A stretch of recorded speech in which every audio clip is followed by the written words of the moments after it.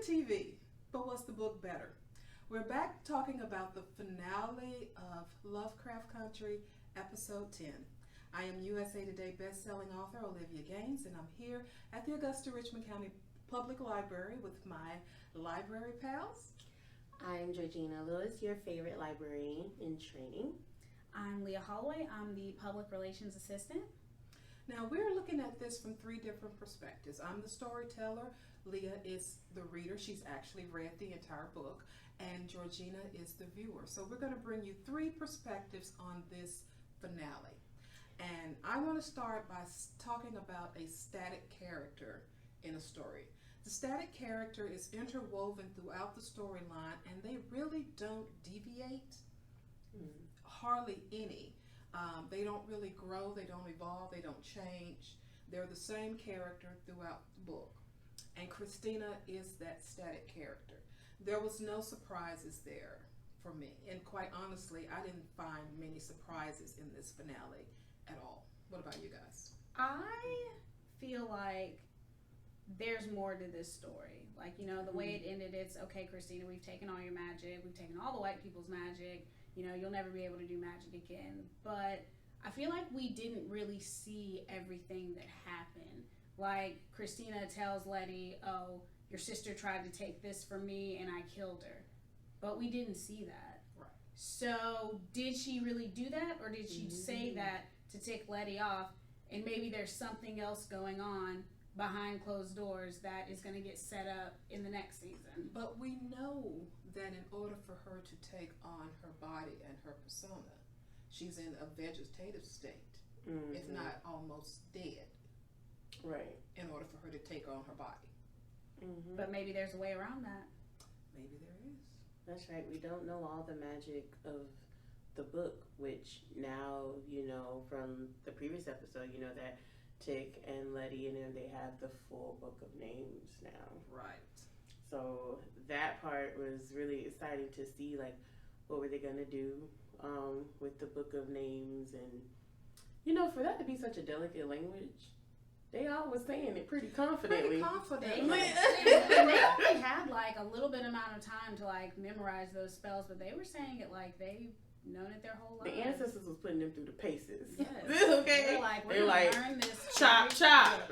And you know, when the whole time that she kept repeating, the only thing that came to mind was the mummy. When she was reading from the Book of the Dead, and she Tiramouche, on like sun and moon. I was expecting her to say. I'm sorry. But I just kept sitting there going, like sun and moon. But just to speak on like Christina, definitely. But I feel like there could have been a moment of growth there. Like I felt like they kept giving teases of possible growth when they had like her and Ruby and what have you. Okay? You know, the Ruby, are you okay moment. You know, you know, their you know, their little intimate scene where she didn't change into, you know, Will for whatever or what have you, because we didn't see any of that for their last go round. Essentially, right. And like it was all shot down when you see, first of all, who already knew that Ruby in the car was Christina? I did. Because she was so stiff. Because y'all know, like, you know, Ruby's a singer. Exactly. And when they was singing the song, I was just like, same thing. You real stiff. Even when she walked up and she's like, I got this. And I'm like, No, it's like you just said, like, you just went on this whole speech in the cemetery about how Letty hadn't changed and she only wanted to do things for herself. And now all of a sudden it's like, here you go. I'm going to help you. Mm-hmm. But Ruby has always come to her defense. She's always rescued her. So in some ways, you're expecting her to rescue her baby sister. But then on the other hand, you're like, you know, Ruby's in love. She is. You know, she's smitten. She's smitten, and she's living the high life and having steak and lobster for Christina. dinner. Yeah, and you know, she's riding around in the back of the limo, in the back of the Bentley. You know, she's living a good life, and you know, you're trying to take this from me. So I didn't see that way. I didn't see a whole. We saw some growth with Montrose. And there was that one moment when he came to Tick, like, get up, boy, get up, come on, son, we gotta get up. And I was sitting there for a moment, and I went, teared up a little bit. Tearful moment. For me, this wasn't supposed to be Montrose's moment of growth. This was supposed to be his opportunity for growth. That's how I saw it, because going back to the ancestors, and Tick got to see his mom, which was the beautiful big kid moment. Like, he laid on his mom's lap, and she told him that, like, their love, the three of them, so that's George, Montrose, and her, made Tick. And she says, you got the best of us. And the thing she mentioned he got from Montrose is his heart. And I feel like that's what the series is pretty much for Montrose. It's been showing Montrose's heart. That Montrose, even in all of that he is, loves so fiercely. yes, Like, he loves so fiercely. And Tick got that from it. And I feel like that's the type of, that just kind of, he kind of opened up Montrose's heart. And I feel like all this way has led to him now at this moment.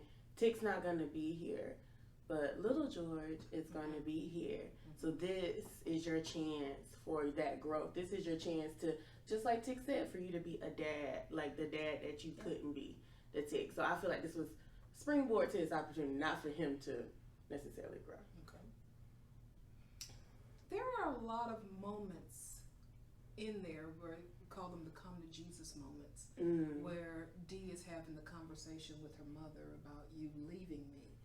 But we already knew from the beginning of the story that Tick was going to die. So it was not like it was any big revelation of, oh no, he's dead. We knew he was going to die. Every episode is talking about him going to die. And even having Jahan in the car singing along like the Muppets going to the theater. It was like, so you guys talk to me. I love that with Gia. I feel like what Tick represented, which of course I know I rag on Tick a lot, but I was really proud of Tick, and I'm glad that he grew up before he went. I'm glad, and I know that death, that imminent death does, like, tend to kind of smack people, like, I need to do better. But I think his job, like it was said, full circle, he went and connected all these people, and he's leaving that family behind. And I think his purpose for him and for Gia was to give her a family.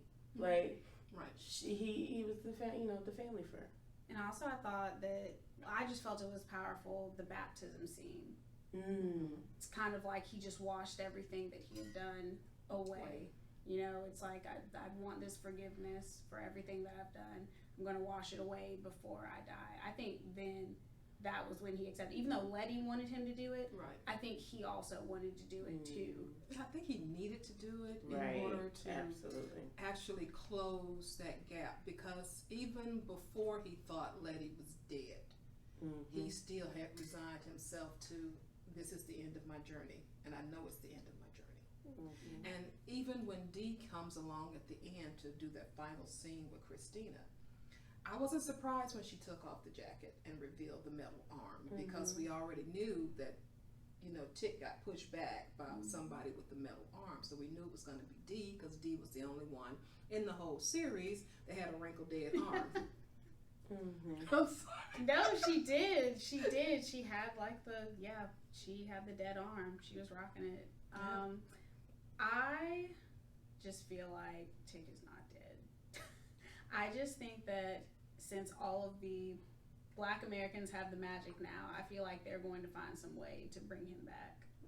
I just don't think he's dead. Possibly, but I don't know, because this is one of those limited series that HBO does. We were talking about it earlier, that there were so many people that signed up for HBO Max in order to watch the series, that more than likely with that kind of success that they're going to bring it back, kind of like with Game of Thrones.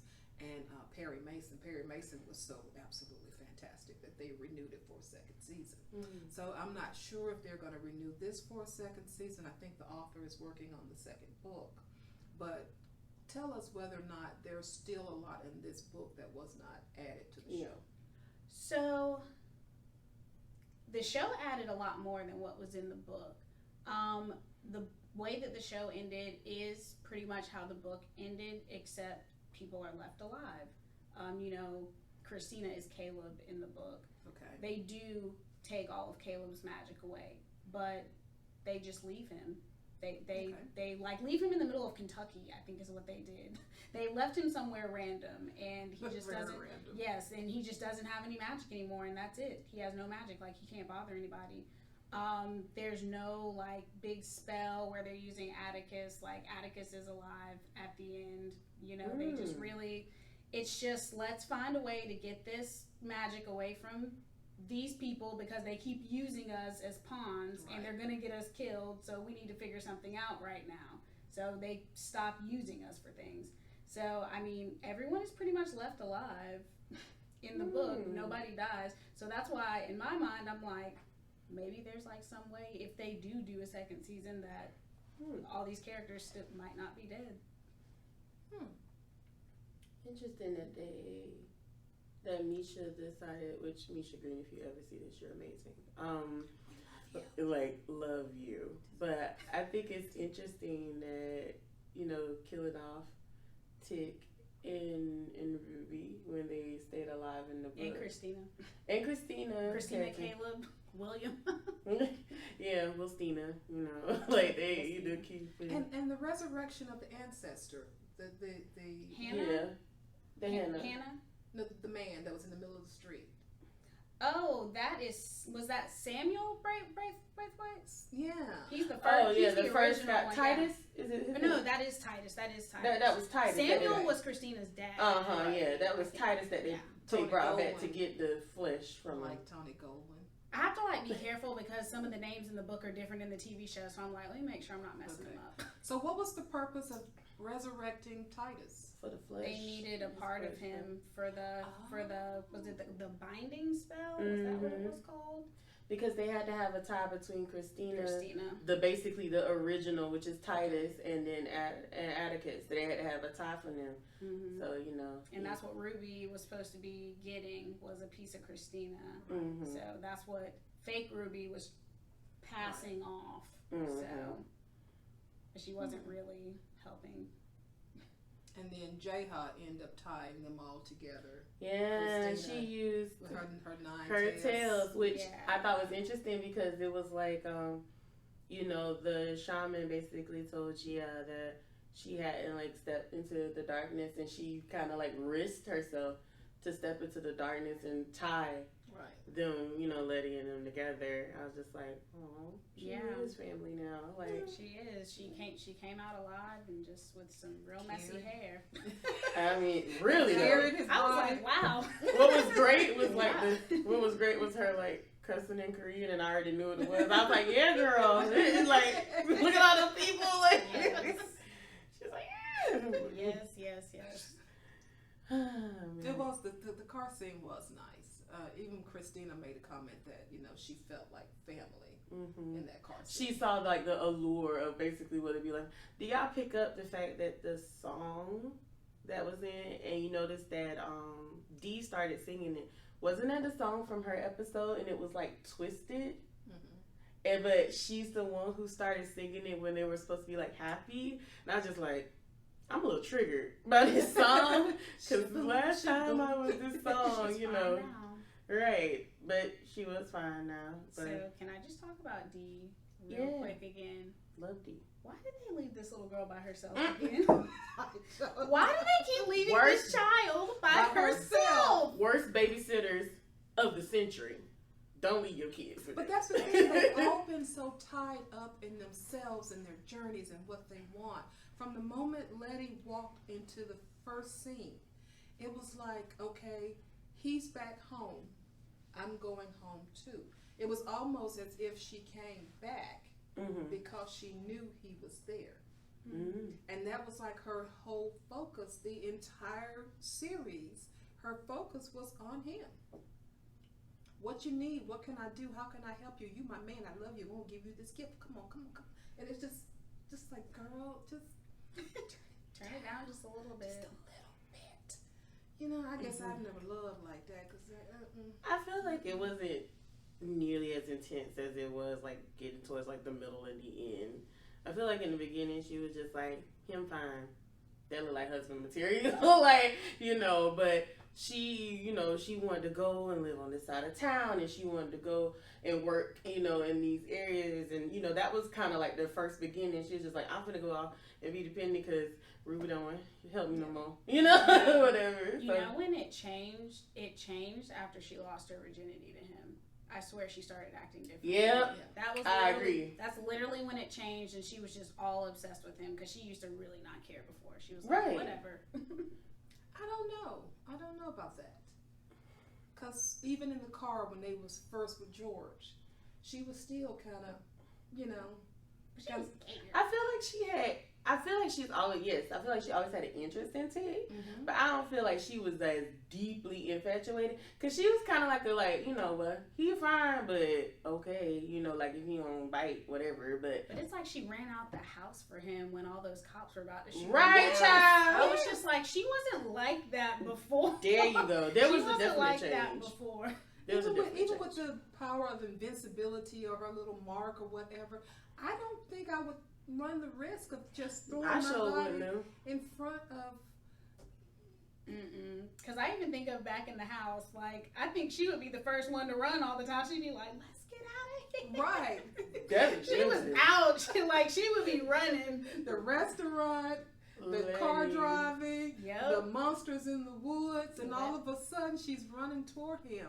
There's just a lot of things that were coming full circle. That's why I think that we're going to watch episode 1 again, and we'll discuss that next week before we move on to The Witcher. So I don't know if you've seen The Witcher on Netflix or if you are a big fan of the series. I have a book here on the table. We are going to start The Witcher in November, but next week we're going to watch episode 1, and we're going to come back and we're going to tie in all of the loose pieces to make sure that we haven't missed anything, because there was still just so much happening. I did like Tig singing, shaboom, shaboom. And I'm at home singing too. You're gonna die, shaboom. No. Because they're always rushing into these situations where they know somebody may not come home. There's a difference between being brave, being a hero, and just being reckless. And sometimes some of the things that they were doing was very reckless. Having a man with dyslexia read this. Let me say something. It's crazy. But I will say, for the finale, I think knowing your purpose was a big, for me, that's kind of what stood out. Everybody who knew their purpose kind of changed. They kind of tried to step into what their purpose was, and I feel like that was a big part of this episode for Tig. Like, he stepped into his purpose. Right. His purpose was to go and to die so that his family could go on and live on in a safer environment, essentially, where they had more control over the things that were happening to him. And I think once he knew that, he definitely acted on that purpose and acted much like a different creature. Like, yes, he's known he's about to die, but this whole time he's been running from it. Right. You know, that's why he's so reckless, because he's trying to, like, fight. Well, it is. But this episode, it was like, okay, I'm going to die, and my family's going to be better. You know, his mama done talked to him. She like, this is what's going to happen. You know, got answers, they done talked to it. Everybody knows their purpose. Even Letty was a little bit more subdued, because she was just like, basically, the ancestors basically had to talk to gather both of them. You know, I always talk about a gathering moment in every episode. And both of them were gathered kind of like, he's going to die, you're going to live on and raise this baby, and you're going to protect this book. And that's y'all purpose. And once they understood that, I feel like those two characters just did what they were supposed to do. So that's why I was just like, I feel like we've been turning from reckless Tig, who is running from fate, essentially, to the full circle of Tig becoming a man, like a real man, and Tig stepping into his purpose and doing what he has to do. So that's my take on it.